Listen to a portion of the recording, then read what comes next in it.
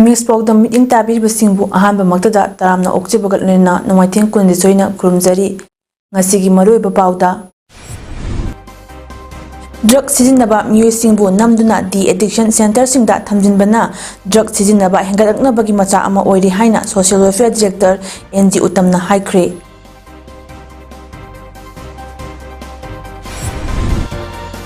mathang chahi gi January 15 fauba Chathagada Biksit Bharat Sankalp Jatra ngasidagi Thobal district ta haudokre Irangi namada Delhi da ngaihak leitana MLA minister sing chatliba adu kari sungba chatlibano kari purakre haina veteran politician o joina fongdokre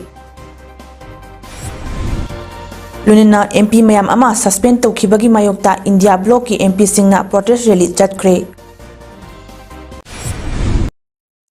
Mapungobe pau pizari Drug sizinaba miyoi singbu namduna di addiction center singda thamjinbana drug sizinaba hengalakpagi chang hengalaknaba achak ama oiri haina social welfare ki director ngangom utamna haikre wafam asingasi chingtam positive association na senduna nagaram community hall da Christmas komhai gi mangoinana miyam nungsi chanana mahausagum hingminasi haiba wakhalonda pangthokiba mifam amaga mailenana phongdokhibani Mifam aduda social worker Alison Abonmai, social welfare director Ngangom Uttam, Manipur State AIDS Control Society ki project officer RK Somendro Elias Kaiku, Miss Manipur 2016 ki Fafa Gachui, Miss Asia Women Model Physics ki Solimla Jajo, Mr. Health Skin ki brand ambassador Lumi Sachiri Amadi Rubaru Mr. India 2023 की Best Model International Research Setrisu Saruk Yaki. Tharamaduga Mailena Social Welfare की Director Ngangom Uttam Nahai Manipur की मफम कया दा drug सिजिन्नबा मियोइ सिंगबु फाजिन पुनसिनबा तौबता नतना नमदुना Rehabilitation Center सिंगदा थमजिनबना तुंगदा लायेंगबदा cooperation पिरक्तबा कया थेंगदुना लाकली मसिदा नतना drug user सिंगना मखोइबु नमदुना center सिंगदा थमजिलि हाइबगी असाउबा कया लैबना drug हेना सिजिन्नबगी धबक चथरकपा थेंगनै हाइनसु फोंदोकी drug सिजिन्नबा मियोइ सिंगबु फुबा चैबा तौदना निंगथीना थेमलबा मतुंग इमुंग मनुंगी अयाबा लौदुना दी addiction center दा Thamduna layingba mathautai social welfare department na masak khanglaba center singda matam chupagi drug tagi lapthoknaba detox makhagi laying pathap sijinaduna ningthina layingba changi drug sijinariba miyoi singbu hospital amadi community center singa tanaduna ningthina laying haudaba tarabadi makhal makha kayagi leina chandoraktana harm reduction gi laying chathabayai hainasu utamna fongdoki Natapna Kangdana Sandora Koyai. And Sugumba, Aquina Nampu Tauragadi, Samazi, Hena Kaiga, the Vapurme Amalabanina, Aquisi Amanama, Babta Minaraga, Amanamabu, Temnaraga, Aqui Ladyba, Lying Bagi Makal Singsi, Akangaigi, Pazana Tanaraga, Maxki Makado Ero, Hospital, the Oiro, Social Welfare, Sakanga Treatment Center, Doiro, Adumain Toraga, Lying Tuaga, Aqui Mipum Kudimak. Hakjang phana leiba aduga sandokpa yaba leina sandohandabo enminasi haibo famji thamjak Christmas kumhai gi mangoine na famkiba mifam aduga mailenina social worker Alison Abonmaina fongdorakpada ngasi pangthokliba mifam masina miyam amata oina nungsi chanana hingminaduna masek manga leiba sana leiba Manipur ama ohenbata Aikoi puna saru yaminasi loinena miyamnasu malemgi mipum khudingmakta yaifa thawjal piduna asoiba khudingmak chumthokna duna afaba khunai ama ohelasi hairi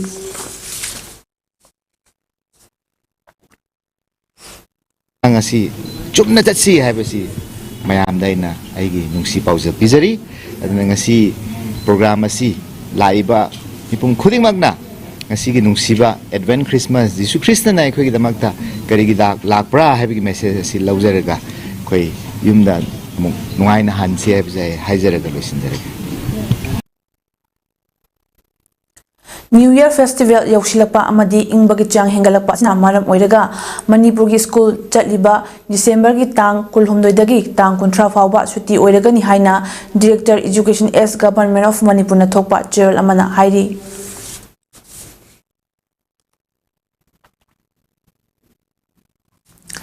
Imphal East District ki Yangangpokpi Police Station ki manung channa maitei singna khundaba mafam singda kuki khulai paiba singna nomai kapsilakpadagi mafam adugi miya mipainaruri hairi hiramasigi mari lenena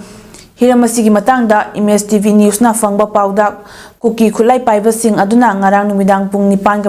rom setpa aduaidagi sana sabi thamna pokpi yangang pokpi santi khongbal amadi sabungko khunau na chingba maitei singna khundaba khul singda nongmai kapsilakibani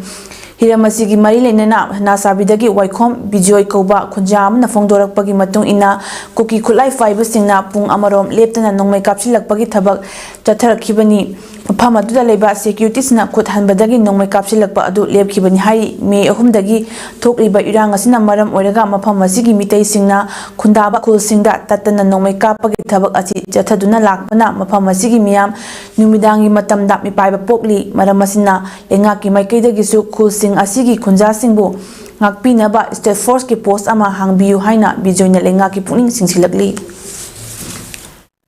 Bisang mikai nai bikano siung sia da leiba akoi public sti minatrabra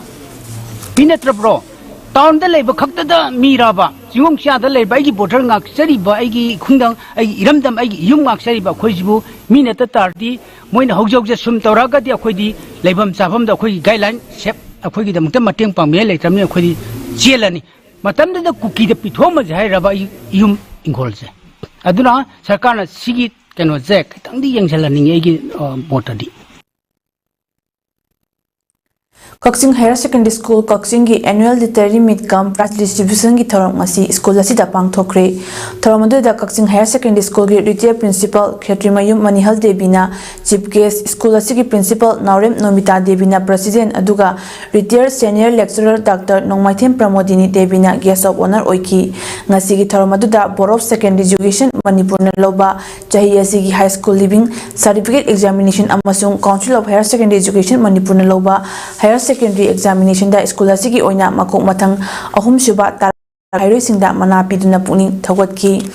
ngasi mana fangkraba sing adudi HSLC examination 2023 da school sigi oina ahama position tarak labi wahengbam thoi debi ani suba tarak labi moyang them mamata debi amasung mayengbam gita sana chanu amadi ahum suba position tarak labi mayengbam niru chanu ni higher secondary examination 2023 da science stream gi ahamba position tarak laba Wungmarang Sipemi Ani Suba Tarak Labi Shawazam Jennifer Ahum Suba Tarak Labi Salam Priti Devi ni Arts Stream gi oina ahanba position Tarak Labi Moirangthem Rovinda Devi Ani Suba position Tarak Laba Nongmaithem Avinash Ahum Suba Tarak Labi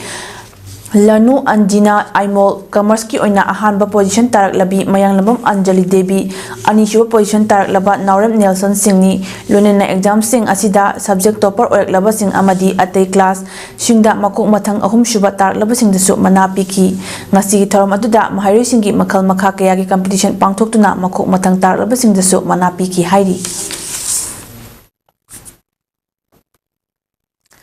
The organizing committee of College Week celebration asina Jail Amachup na chatharakpa College Week 2023 ngasi loisinkhre North AOC da leiba Asa Jina Complex Hall da pangthokpa College Week loisinbagi formal function aduda function asigi chief guest oriba ERC NCTE member oriba MU School of Education gi Dean Professor Premlata Mesnambu taram okpagalunena state chong satuna function hawdoki thoram aduda RK Sanatombi Devi College of Education gi advisor Dr. K.S. Ajit Singh, R.K. Sanatombi Devi, Educational Institution ki Vice Chairperson T. Asa Devi na Presidium Member oina Saru Yakibaga Lunana R.K. Sanatombi Devi College of Education ki Assistant Professor Priscilla Thiam na College Week asida tawkibe activities sing review tawki amadi College Week asigi award winner singda award chu yenthoki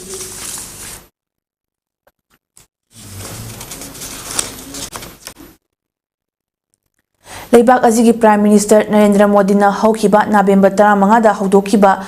Lakliba January tang 15 fauba lebak sinba thungna chathagadaba Bixit Bharat Sankalp Jatra Thobal District tasu ngasidagi hawdokre. District Fishery Office Thobal na sponsor tawraga District Administration Thobal amasung KBK Thobal na punna sinduna khangabukta lebak KBK Thobal gi Office Complex ta pangthokpa hawdokpagi tharam aduda district asigi tongan ba loisangi makok thongba officer singna magi department singna miyam gidamak paikhatliba scheme singi matangda resource person oina wangang ki ngasigi Bixit Bharat Jatra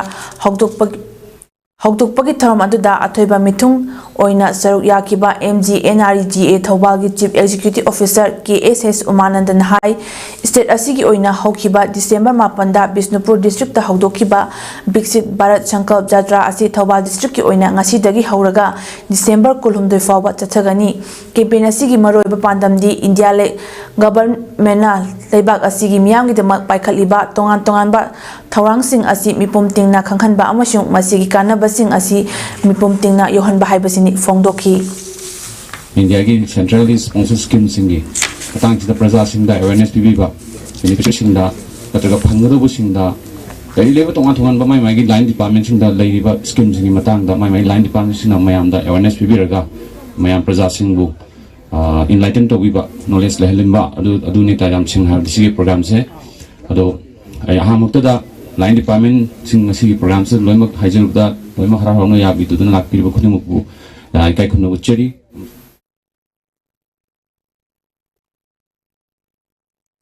Thobal district ki tongan mafamdagi lakpa longmi kayana saruk yakiba thormaduda Thobal wang matabada leiba lau singu bagi lamda mai pak laba chahi amada lupa lak 15 tanba ngamlaba akoijam Deven koba lomi yamna fongdorakpada mahakna mai pakpa lomi yama oiba ngamliba asi India government amasung Manipur government ki makhada tonganba scheme singi kanaba lobadagi ngamlibani masimak India government amasung Manipur government ki agriculture horticulture KBK Central Agriculture University bu thagachari haiba wafam thamlaki Policy Prama deposit away, Tara department, my young account the Handy. Asumana, department I know my Paxi misunderstanding the Magi Hana Manipur government. Lakliba kumja lisingani kunmari ki angan basarukta pangthokadoriba Lok Sabha mikhalda sector officer amasung police sector officer oina thaupugodoriba singi training ama ngasi Thobal district election counting hall da pangthokre district election office na sinba vulnerability mapping for coming Lok Sabha election haiba hiramda pangthokpa training program aduda district election officer ki thausu puriba deputy commissioner Thobal Ahantem Subas amasung additional district election officer ki thopuriba additional deputy commissioner B Lokeswar Sharma training asigi resource person oina wangangki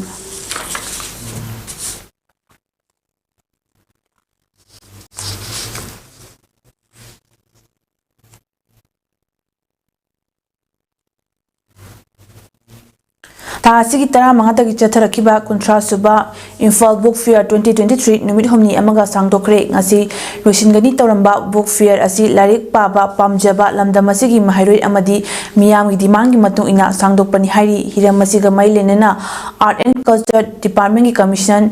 M joina ngasima state central library Imphal ki chief librarian da Gerald ama piduna sangdokpinaba haijebadagi state central library Imphal ki maikidagi so book fair asi sangdokpagi ayaba pirakibani December 9 fawba sangdokliba lairiki kumhai asi ngasi loisilagani haibadagi mahairoi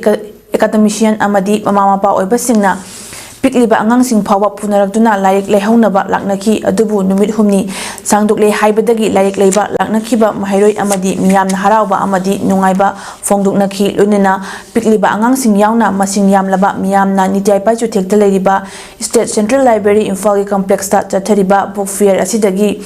Makal kayagi laik sing pamna lainaki lunina state asigi tangdu laitadaba fiba masida asigumba book fair ama sinba haibasi charangnaraba miyamgi awaba wakal kharada oirabasu intahanba ngambada natana matam kayadagi leiba fangdaba lairi kaya leiba fangbagi khutongzaba piri haina fongdoknaki panba yabadi haiba book fair asi mapan state singdagi yauna store yankhai mathoiram hangduna makal kayagi lairik fanghalibani loinena fair manungda mahairoi singi lai yekpa changdamnaba IBF quiz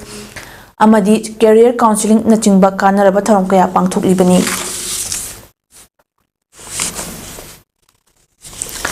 All Manipur United Club Organization Amukogi Meeting Makada All Kwakta Youth Voluntary Organization na ngasi ayuk pung 13 taba matamda Kwakta Bazarda AKYBO gi Second Foundation Day amasung amuko na lepte na chasaduna lakliba Way Forward campaign thoram pangthokre. Thoram asida Mairai Mayum Salamat Ali President AKYBO Sri Phairizam Nandolwang President Amuko Yumkhaibam Rahman Elias Akuba Vice President AMMPACO W Basanta President Yukobit Maulana Islauddin Kasmi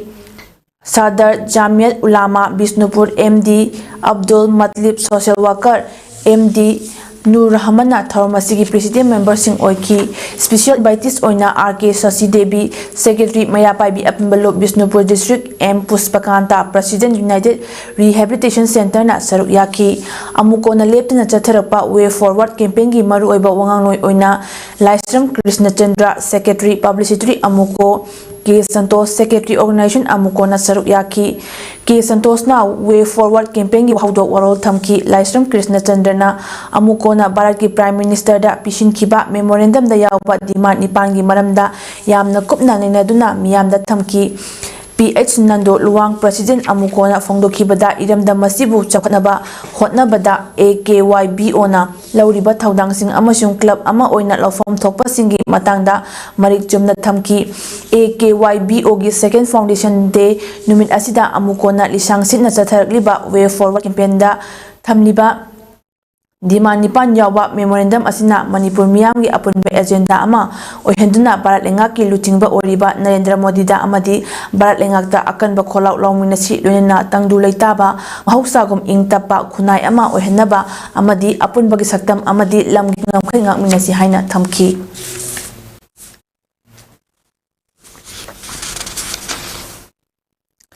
Irangi namada Delida ngaihak leitna MLA Minister sing chatliba adu kari sungba chatlino kari purakre Manipur thugaina basiliba MLA taragi mathakta action laukhatpa ngamdana lairiba privilege committee member fauba assembly manungda layamdaba asina Manipur gi assembly asi leipung phambaga pangkhak oire amadi lairik haiba Manipur gi chief minister na Manipur thugaiba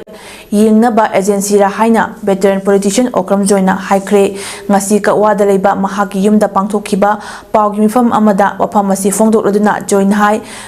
Manipur Tungaina Bahotnariba MLA Taragi Matakta Karigumi action Amata Laudana Larekpa Amadi Ngasi Assembly da Lakna Bahayak Laga Chatluba Matamda Privilege Committee member Amata Laklamde Manipurgi Interesta Tabak Tawani Haina Wasakiba MLA Humpugi Manungda Tarana Manipur Tungaina Bahotnarakpada Ngasi Fauba Assembly ni action Laudana Laiba Asikari Aronba Wafam Laibano Matau Tawbangam Daba Speaker Lairubagi Kanaba Laibra Kuki MLA Taragi Matakta action Launaba Tangat Kiba Wakatpu Namsin na thamle masida natana ngasi assembly da chatlubada privilege committee gi chairman laklaga su member amata laklamdaba sina assembly asi leipung phambagi thakta makhoina thamle assembly da thangkat khiba wakat adugi proceeding kari chatharibano khangde speaker da wakat kiba tha nipan helabasu karigumba amata thabak oina paikhattaba asina karigino namjanduna thamdiba asina kari maramgino assembly da privilege case asi asuki matik maru oina lumna lawgadabani masi Manipur dadi tayonabugum tawre leibak thugaibagi matang yorokpada assembly na karigumba amata tawba ngamdrabgadi assembly leibagi kanaba si karino hainasu fongdoki mena speaker na privilege committee na hujuk moi tara se akoge moi da noi tor hi lali chumi ga hangam dage pha tere ni fan ji suru suru nai na si watu he laga Delhi chale ga ne sakiba kari gino Delhi da kari sung ba chali no kari pura kar ge Delhi dai mai kaji sina na na Delhi dai kari pura kar ge kari pura kar mai na Delhi dage ana sigumba akoge otona laibak tiba akoge amani Manipur gi ching amadi tam animakta law and order chap chana chalainaba political activist Maheswar Thangnaujamna Union Minister of Law and Justice Arjun Ram Meghwal da takshin kre Kukina Khundaba state asigi mafam singdagi kapningba matamda nomai kaplakpa amadi national highway sing ꯊꯤꯡꯅꯤꯡꯕ ꯃꯇꯝꯗ ꯊꯤꯡꯖꯤꯟꯗꯨꯅ ꯃꯤꯌꯥꯝꯗ ꯑꯆꯧꯕ ꯆꯩꯊꯦꯡ ꯄꯤꯔꯤꯕꯁꯤꯡ ꯑꯁꯤꯒꯤ ꯃꯇꯥꯡꯗ ꯃꯍꯥꯛꯅ union minister Arjun ꯔꯥꯝꯒꯤ ꯄꯨꯛꯅꯤꯡ ꯆꯤꯡꯁꯤꯟꯈꯤ꯫ Union ꯃꯤꯅꯤꯁꯇꯔꯒ ꯎꯅꯈꯤꯕ ꯑꯗꯨꯗ ꯃꯍꯦꯁꯣꯔꯅ ꯀꯨꯀꯤ ꯈꯨꯠꯂꯥꯏ ꯄꯥꯏꯕꯁꯤꯡꯅ ꯁꯨꯒꯤ ꯃꯤꯡꯗ ꯏꯔꯥꯡ ꯑꯁꯤꯗ ꯑꯆꯧꯕ ꯏꯅꯣꯠ ꯑꯃ ꯄꯤꯕꯅ ꯃꯈꯣꯏꯒ ꯂꯩꯅꯔꯤꯕ ꯁꯨ ꯑꯁꯤ ꯍꯟꯗꯣꯛꯇ꯭ꯔꯤꯕ ꯃꯈꯩ ꯏꯔꯥꯡ ꯑꯁꯤꯒꯤ ꯋꯥꯔꯣꯏꯁꯤꯟ ꯄꯨꯔꯛꯄ ꯉꯝꯂꯣꯏ ꯍꯥꯏꯅ ꯋꯥꯀꯠꯈꯤ꯫ ꯂꯣꯏꯅꯅ ꯃꯦ ꯇꯥꯡ 3ꯗꯒꯤ ꯂꯦꯞꯇꯅ ꯊꯣꯛꯂꯛꯂꯤꯕ ꯏꯔꯥꯡ ꯑꯁꯤꯒꯤ ꯆꯞ ꯆꯥꯕ ꯋꯥꯔꯤꯁꯤꯡ ꯌꯨꯅꯤꯌꯟ ꯃꯤꯅꯤꯁꯇꯔꯗ ꯇꯝꯗꯨꯅ ꯑꯊꯨꯕ ꯃꯇꯝꯗ ꯃꯅꯤꯄꯨꯔꯒꯤ ꯏꯔꯥꯡ ꯑꯁꯤꯒꯤ ꯋꯥꯔꯣꯏꯁꯤꯟ ꯄꯨꯔꯛꯅꯕ ꯍꯣꯠꯅꯕꯗ ꯑꯆꯧꯕ ꯊꯧꯗꯥꯡ ꯂꯧꯕꯤꯅꯕ ꯃꯍꯦꯁꯣꯔꯅ ꯇꯛꯁꯤꯟꯈꯤ꯫ ꯃꯅꯤꯄꯨꯔꯁꯤ ꯇꯦꯟꯁꯇꯤ ꯑꯣꯏꯔꯤ ꯍꯥꯏꯕꯁꯤ ꯃꯁꯥꯅ ꯑꯗꯨꯝ ꯊꯝꯕꯤꯔꯦ ꯃꯍꯥꯛꯁꯨ ꯑꯞꯗꯦꯠ ꯑꯗꯨꯝ ꯂꯧꯔꯤ ꯍꯥꯏꯕꯒꯤ ꯄꯣꯠ ꯑꯃꯗꯤ ꯊꯝꯕꯤꯔꯦ ꯑꯗꯨꯒ ꯃꯅꯤꯄꯨꯔꯒꯤ ꯁꯤꯆꯨꯋꯦꯁꯟꯁꯦ ꯃꯅꯤꯄꯨꯔ ꯃꯇꯣꯝꯗꯅ ꯊꯥꯗꯣꯛꯄ ꯌꯥꯔꯣꯏ ꯑꯣꯜ ꯏꯟꯗꯤꯌꯥꯒꯤ ꯅꯦꯁꯅꯦꯜ ꯏꯁꯨ ꯑꯃ ꯑꯣꯏꯔꯕꯅꯤ ꯃꯄꯥꯟꯗꯒꯤ ꯆꯪꯁꯤꯜꯂꯛꯑꯒ ꯑꯦꯛꯁꯇꯔꯅꯦꯜ ꯑꯦꯒ꯭ꯔꯦꯁꯟ ꯌꯥꯎꯔꯛꯑꯕꯅꯤ ꯍꯥꯏꯔꯕꯅꯤ ꯑꯗꯨꯅ ꯂꯩꯔꯤ ꯃꯌꯥꯝꯁꯦ ꯀꯟꯇ꯭ꯔꯣꯜ ꯇꯧꯕ ꯃꯇꯝꯗ ꯃꯅꯤꯄꯨꯔꯗ ꯂꯣ ꯑꯦꯟ ꯑꯣꯔꯗꯔꯁꯦ ꯐꯖꯅ ꯃꯦꯟꯇꯦꯟ ꯇꯧꯅꯕ ꯇꯧꯔꯒꯗꯤ ꯍꯧꯖꯤꯛꯀꯤ ꯑꯦꯛꯁꯇꯔꯅꯦꯜ ꯑꯦꯒ꯭ꯔꯦꯁꯟꯁꯦ ꯇꯥꯟꯊꯣꯛꯄꯤꯈ꯭ꯔꯣ ꯂꯩꯔꯤꯕ ꯔꯤꯐ꯭ꯌꯨꯖꯤꯁꯤꯡꯁꯤꯗ ꯃꯈꯣꯏꯅ ꯆꯪꯁꯤꯜꯂꯛꯑꯀꯥꯟꯗ ꯑꯩꯈꯣꯏꯒꯤ ꯃꯤꯂꯤꯇꯦꯟꯁ ꯒ꯭ꯔꯨꯞꯀ ꯁꯦꯝꯃꯒ ꯁꯨꯒ ꯇꯧꯔꯤꯕꯁꯦ ꯁꯤ ꯂꯧꯊꯣꯛꯄꯤꯈ꯭ꯔꯣ ꯑꯗꯨ ꯇꯥꯔꯒꯗꯤ ꯁꯥꯟꯇꯤ ꯄꯨꯔꯛꯄꯗ ꯁꯣꯂꯨꯁꯟ ꯑꯣꯏꯒꯅꯤ ꯁꯥꯟꯇꯤ ꯍꯥꯏꯔꯒ ꯁꯥꯟꯇꯤ ꯍꯥꯏꯔꯒ ꯁꯥꯟꯇꯤ ꯂꯥꯛꯄ ꯉꯝꯃꯣꯏ꯫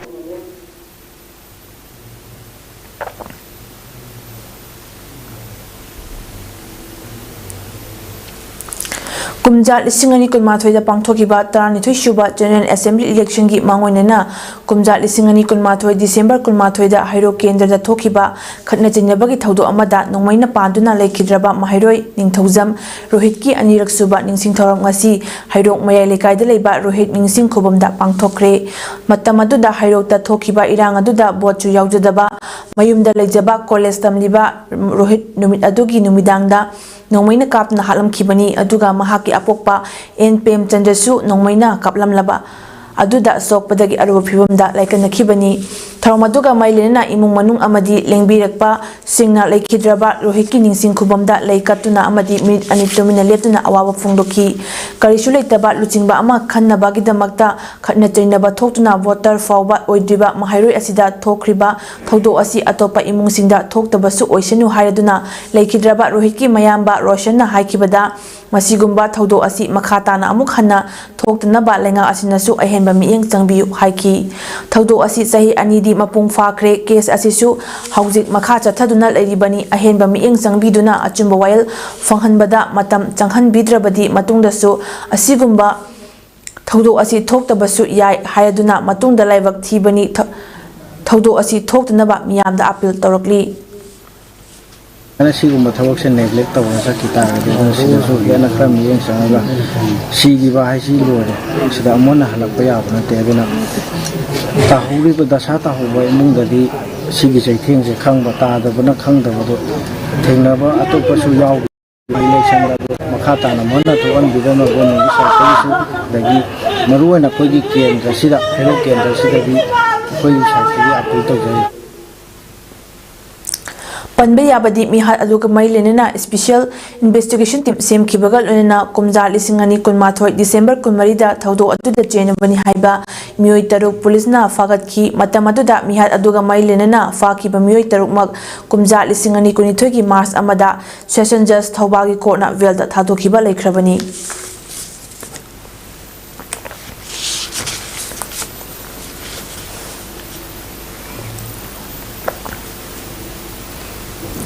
ꯂꯝꯂꯛꯀꯤ ꯁꯥ ꯎꯆꯦꯛꯁꯤꯡꯕꯨ ꯀꯟꯅꯕꯒꯤ ꯄꯥꯟꯗꯝꯗ ꯃꯃꯥꯡ ꯊꯥꯗꯒꯤ ꯍꯧꯔꯒ ꯂꯦꯞꯇꯅ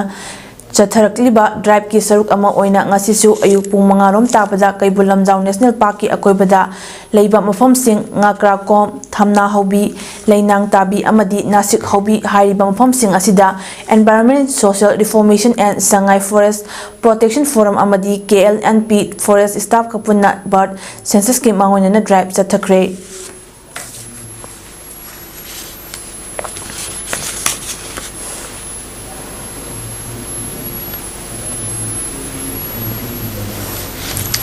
ꯗ ꯆꯛꯄꯤꯀꯥꯔꯣꯡ ꯌꯨꯠ ꯀ꯭ꯂꯕ CYCꯒꯤ ꯆꯍꯤ 60 ꯁꯨꯔꯛꯄꯒꯤ ꯊꯧꯔꯝ ꯑꯦꯛꯅꯣꯂꯦꯖ, ꯁꯦꯂꯦꯕ꯭ꯔꯦꯠ ꯑꯦꯟ ꯑꯦꯝꯕ꯭ꯔꯦꯁ ꯍꯥꯏꯕ ꯊꯤꯝꯗ ꯆꯥꯟꯗꯦꯜ ꯗꯤꯁꯇ꯭ꯔꯤꯛꯀꯤ ꯆꯛꯄꯤꯀꯥꯔꯣꯡ ꯚꯤꯂꯦꯖꯇ ꯄꯥꯡꯊꯣꯛꯈ꯭ꯔꯦ꯫ ꯉꯁꯤ ꯄꯥꯡꯊꯣꯛꯈꯤꯕ ꯀ꯭ꯂꯕ ꯑꯁꯤꯒꯤ ꯗꯥꯏꯃꯟ ꯖꯨꯕ꯭ꯂꯤꯒꯤ ꯊꯧꯔꯝ ꯑꯗꯨꯗ SP ꯃꯨꯟꯈꯦꯜ, ꯑꯦꯁꯤꯁꯇꯦꯟꯠ ꯄ꯭ꯔꯣꯐꯦꯁꯔ, ꯌꯨꯅꯥꯏꯇꯦꯗ ꯀꯣꯂꯦꯖ ꯂꯝꯕꯣꯡꯅ chief guest, TS chairman, MPS, ASP ꯆꯥꯟꯗꯦꯜꯅ ꯊꯧꯔꯝꯒꯤ ꯄ꯭ꯔꯁꯤꯗꯦꯟꯠ ꯑꯃꯗꯤ SP ꯂꯕꯖꯣꯏ, district agriculture officer Chandel Jameson Bungdon Assistant Engineer PhD amasung Nula Stephen Sub Registrar Department of Cooperative Society Chandel na Guest of Honor sing oiki TS Berek Chief of Sapikarong na Tharomgi Chief Host oiki Tharomadu da Chief Guest oikiba HB Munkil na Organizing Committee bu thagat pagalone na club adugi members singi suba nomba kanba thamoi singba amadi manglom da changchining ba apamba leiba adubu pukning thawatki amadi club asibu lingkhatlamba members singi mahut chinduna haujiki naha singna club asibu hena chawkhatnaba manglom da changsinabagi thodang logadabani haiki club ki president BD honoring na presidential speech period na club asi itihas bu miyam da khangan ki lunina thorom asi mai pak na pangthokna bada Sagat Pirakhiba Khudingbu Thagatladuna club ki members sing amadi ahalaman singna matengna ahalaman singi matengna club asi hena chawkhatpa ama ohengani haibagi thajaba piki tharomgi saruk ama oina souvenir ama so fonki lonana jagoi isina chingbagi cultural program su pangthokki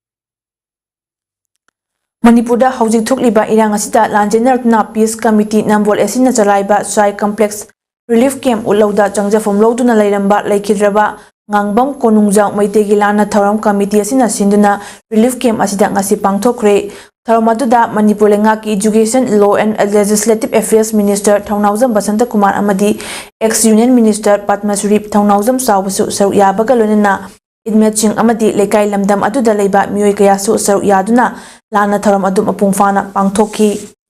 Imung Manungi Mioi Singna Leikidrabagi Lana Tharam Apungfana Pangthokiba Peace Committee bu Thagatpa Phongdoki Amadi Committee gi Maikaidagi su Saru Yarkiba Mioi Singbu Thagatpa Phongdorakli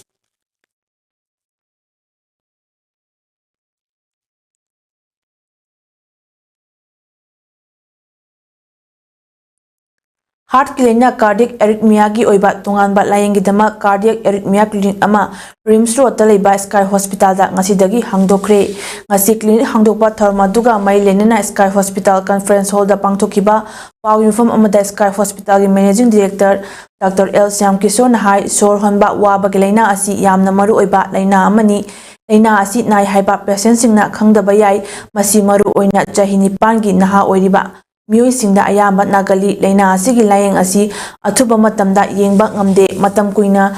sangna tha amani changna layeng ba changi masi imung manungi da hana pari puri dagi naba haurakhiba leina oibana maza masuda launaga leina amasoi asigumba leina sing asi manipurda layeng ba ngamdabana mapalaibak singda layeng ba chatnei mapalaibak kayada layeng ba chatpa matamda thengnariba khudong chadaba kaya asigi yengduna asigumba clinic asi hangdokpa mathau tarakpana clinic asi hangdokpani layeng asida khudong chanaba mafam asida khulai matik chana thamle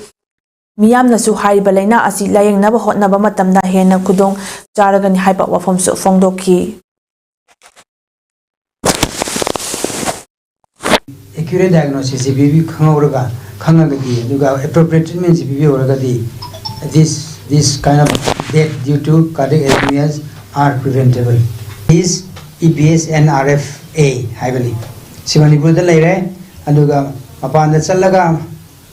apanda chatbisi awaba ne ko physical mental physically denatana ka awaba ma da mentally kana na bu yengdo no command bu tawde no kada du chato na haibisi ma awaba leire financially should double the cost hoideni. Nakalamurumda Leina asi nabadagi mapa laibakta sel tingna layeng luraba matung Imphal halakduna Sky Hospital da makhatana layeng pathap chatharaba matung ngasidi leina asigi awaba lerembado kokli hainasu phongdokhi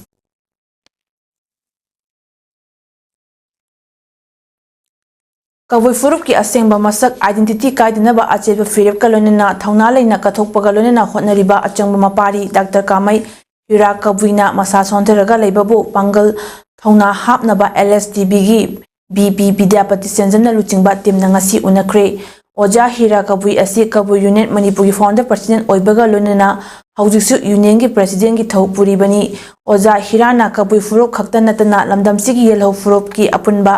ꯄꯥꯡꯒꯜ ꯁꯥꯒꯠꯄ ꯑꯃꯗꯤ ꯁꯅꯥꯃꯍꯤ ꯂꯥꯏꯅꯤꯡ ꯆꯠꯄ ꯀꯕꯨꯏꯁꯤꯡꯕꯨ ꯊꯧꯅꯥ ꯍꯥꯞꯄ ꯑꯃ ꯑꯣꯏꯅ ꯂꯧꯔꯤꯕ ꯊꯧꯗꯥꯡꯕꯨ ꯏꯀꯥꯏ ꯈꯨꯝꯅꯕ ꯎꯠꯄ ꯑꯃꯗꯤ ꯊꯧꯅꯥ ꯍꯥꯞꯄ ꯑꯣꯏꯅ ꯂꯥꯏꯅꯤꯡꯊꯧ ꯁꯅꯥꯃꯍꯤ ꯇꯦꯝꯄꯜꯒꯤ ꯊꯧꯖꯥꯜ ꯆꯔꯩꯐꯤ ꯑꯃꯗꯤ ꯏꯌꯦꯛ ꯁꯂꯥꯏ ꯇꯔꯦꯠꯀꯤ ꯐꯤꯔꯥꯜ ꯄꯤꯈꯤ ꯀꯕꯨꯏ ꯐꯨꯔꯨꯞꯀꯤ ꯑꯆꯪꯕ ꯃꯄꯥꯔꯤ ꯈꯣꯌꯨꯝ ꯈꯨꯠꯃꯥꯕ ꯍꯥꯏꯅ ꯁꯤꯡꯊꯥꯔꯕ ꯑꯣꯖꯥ ꯍꯤꯔꯥꯒꯤ ꯊꯧꯅꯥ ꯍꯥꯞꯄ ꯑꯃꯗꯤ इकाई खुमनो उत्पगी खोंसेट अदुदा LSTB की member secretary Sibadatta Luwang senior member K Ibomcha कबुई लोइसंगी ngमथंग संगलाकपा मकुनिंग कबुई अमदी staff L इनाउचासु सरुक याखी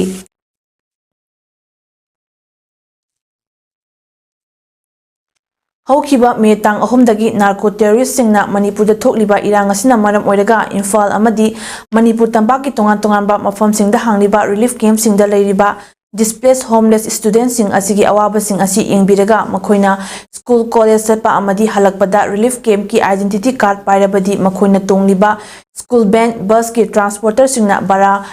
फ्री ओइबिनाबा स्कूल अथॉरिटी अमदी स्कूल वैन एसोसिएशन सिंगदा Committee on Protection of Meitei Victims Moregi Convener TH Budana Khuyek Bidna Thadokpa Gerald Amana appeal tarokli Gerald aduna makhatana fongdorakpada handak Manipur lenga ki education is na thokiba order amagi matung ina hujik oriba Manipur gi awaba taraba mahairoi sing asigi yenglega school college sing examination form fill up asi free ohelagani haiba order adugi ona tainabada school college kharadadi form fill up asigi chapchaba fee adu lauduna leire maram masina displaced students sing खरदी form fill up की amount असी लेतबना मरम ओरगा like तंब तोपगी फिवम the लेरे मरम मदुना हारिबा Hiram असिगी मतंगदा Manipur लेंगा की मरि लेनबा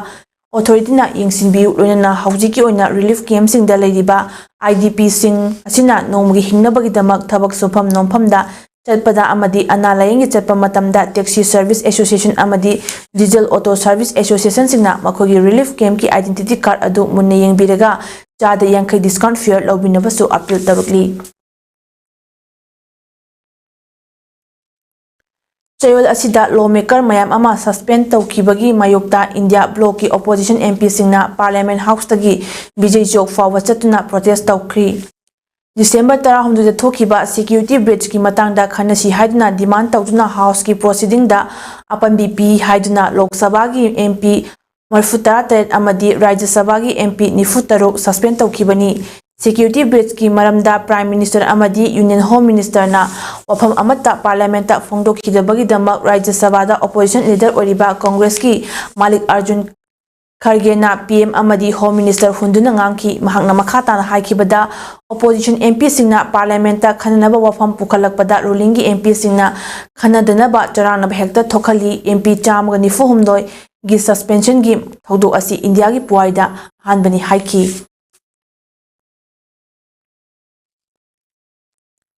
Top election officer sing khanbagi appointment bu control taunabagi bill ngasi Lok Sabha na clear tawkhre the chief election commissioner amadi atay election commissioner appointment condition of service and term of office bill 2023 di hanna Rajya Sabha da pass tawkhrabani anoba criminal court bill ahum khaksu ngasi union home minister Amit Shah na Rajya Sabha da khananaba pothoki hairi the Bharatiya Nyay second Samhita 2023 the Bharatiya Nagarik Suraksha Second Samhita 2023 amadi the Bharatiya Sakshya Second Bill 2023 di ngarang Lok Sabha na pass tawkhrabani the Telecommunication Bill 2023 su Rajya Sabha da khananaba center na puthokadauri telecommunication service ki chaukhatnaba chauthoknaba amadi charaibaga mailenaba Nabada amend taunanaba bill asida iri amaromda December 19 thokiba security base amadi madugi matungda oirakiba thaudoksinga mailenana MP chamga nifu homdoi suspension tawkhibagi dagi opposition party singi protest ngasisu chathaki Delhi gi jantar mantar yauna lebak sinba thungna protest chathanaba India block na warep lokre opposition ni MP kaya parliament ki house ani maktagi suspend tawkhibagi dama Congress president Malik Arjun Kharge na Lok Sabha ki speaker amasung Rajya Sabha chairman bu hunduna afam kaya fongdoki security bridge ki matungdagi ngak senbagi thabak Central Industrial Security Force CISF na Delhi Police की महत्व छिलगनी high अरोबदा मरुब पाव अमुक हन्ना drug ꯁꯤꯖꯤꯟꯅꯕ ꯃꯤꯑꯣꯏꯁꯤꯡꯕꯨ ꯅꯝꯗꯨꯅ ꯗꯤ-ꯑꯦꯗꯤꯛꯁꯟ ꯁꯦꯟꯇꯔꯁꯤꯡꯗ ꯊꯝꯖꯤꯟꯕꯅ drug ꯁꯤꯖꯤꯟꯅꯕ ꯍꯦꯟꯒꯠꯂꯛꯅꯕꯒꯤ ꯃꯆꯥꯛ ꯑꯃ ꯑꯣꯏꯔꯤ ꯍꯥꯏꯅ ꯁꯣꯁꯤꯌꯦꯜ ꯋꯦꯜꯐꯦꯌꯔ ꯗꯤꯔꯦꯛꯇꯔ N.G. ꯎꯇꯝꯅ ꯍꯥꯏꯈ꯭ꯔꯦ꯫